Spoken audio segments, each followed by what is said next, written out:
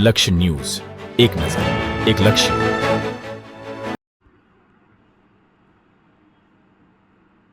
ડભોઈ ખાતેથી પસાર થતી મારેવા અનેક માઈ ભક્તો નર્મદા પરિક્રમા નિરંતર કરતા હોય છે.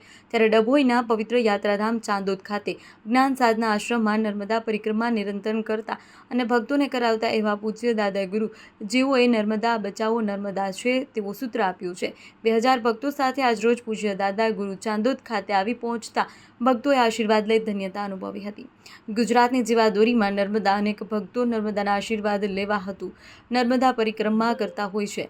ત્યારે નર્મદા પરિક્રમા નિરંતર કરતા અને ભક્તોને કરાવતા એવા પૂજ્ય દાદા ગુરુ ડભોઈના પવિત્ર યાત્રાધામ ચાંદોદ ખાતે આવેલ જ્ઞાન સાધના આશ્રમ ખાતે પધાર્યા હતા.